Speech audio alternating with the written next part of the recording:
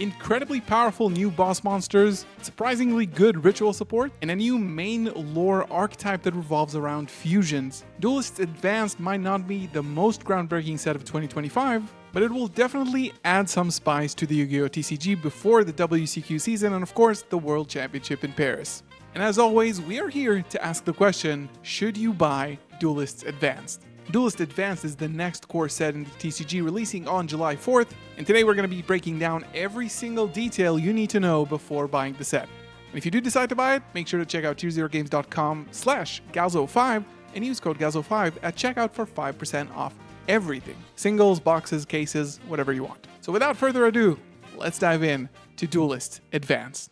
First off, starting off with a cover card in the cover archetype of this set, Zexal. The new Zubababa, Dododo, and Gagaga cards are the newest addition to the impressive arsenal of level 4 support in the current Yu-Gi-Oh! Metagame. Riding on the incredible wave of success of Ryziel, this trend continues with a new Xyz archetype. While the payoff might not be as good as Ryziel and the boss monster is a little bit awkward to summon, this new line of monsters have pretty good and notable ones, specifically Dododo Warrior, which is basically Dododo Circular. Yeah, send from deck as cost to special summon from the hand. And of course, the card you send is also an extender. Unsurprisingly, this will get you rolling onto your rank 4s with ease, and in a meta that is already so heavily controlled by Mitsurugi, who make easy rank 4s, and of course Ryziel, it makes perfect sense to expect that this new archetype and this new support is going to see play with Ryziel. Lunalight, another fan favorite pendulum fusion archetype, is back, and this time it is featuring a new Towers. And this is the definition of a boss monster in Yu-Gi-Oh! And if you don't know, and if you've been living under a rock, a Towers is a monster that is basically unaffected by other cards' effects, which makes it very hard to out.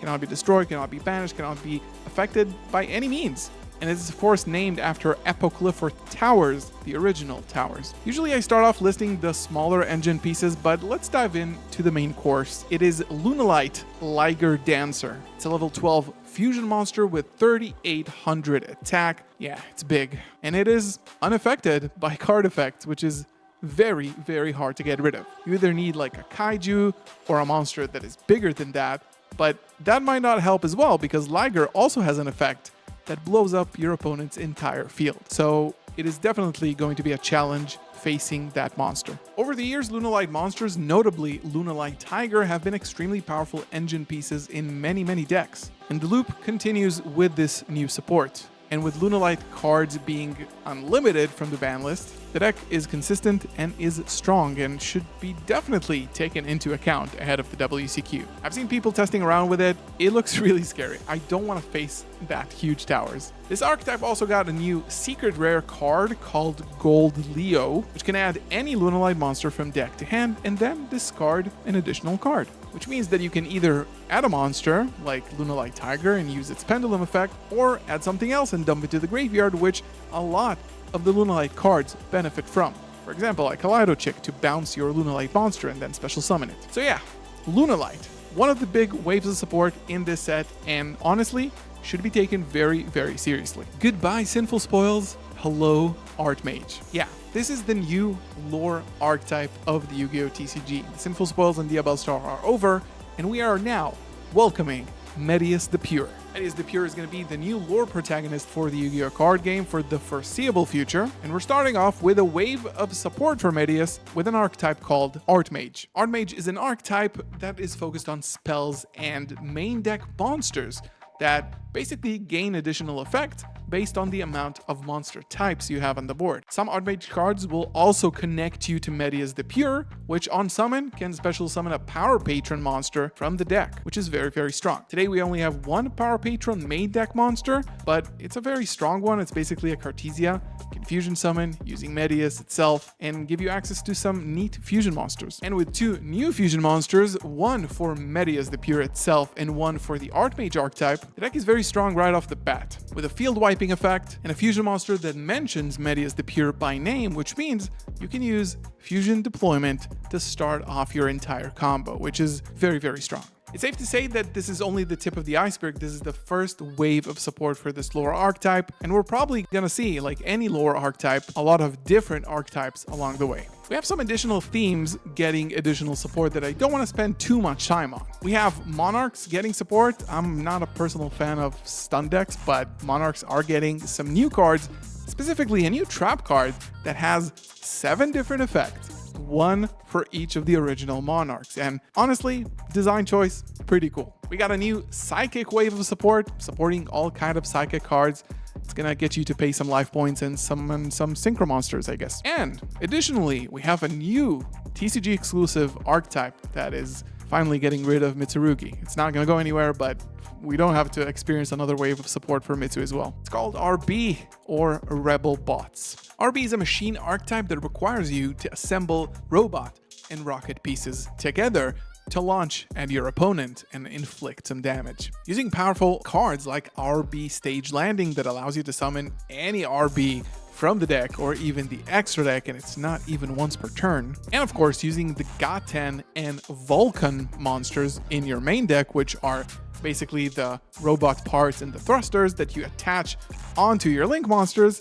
You can then use various effects to hit it to your opponent, and of course, every time you do, you need to detach one of those parts, so you need to send them to the graveyard. It's kind of like a field game where you have a Link monster that points to a bunch of materials, and then you use each one of them for a negate, for a pop, and that's basically the gimmick of the deck. While this archetype is not super promising on day 1, I think it makes sense to see what other waves of support and other related cards this deck gets, but overall, a break from good TCG exclusives, that's fine with me. And now, some free agents, some cards that are not a part of a huge archetype getting support in this set, and there are actually a lot of them, so pay attention. So, Vanquish Soul. Yeah, you forgot about that, but yeah, Vanquish Soul, and the set that it was released in, getting support in this set. Each archetype, I think, is getting like 2 cards. We got some Nouvelle cards, we got some Vanquish Soul, and Vanquish Soul Holly Sue is a very good one. Holly Sue is also a level 5 that is tying up to an upcoming archetype called Canines. And in the OCG right now,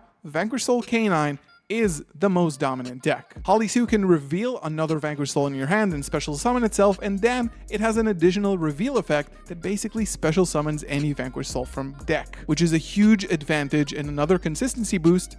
And since this is a quick effect on either player's turn, you can actually start playing a lot during your opponent's first turn, basically turn 0. In addition, Vanquish is also getting a field spell that, again, allows you to tutor another Vanquish Soul if you already control a Vanquish Soul, and also set a spell or trap during the end phase, which is, again, very strong for a field spell to have. Shout out Memento.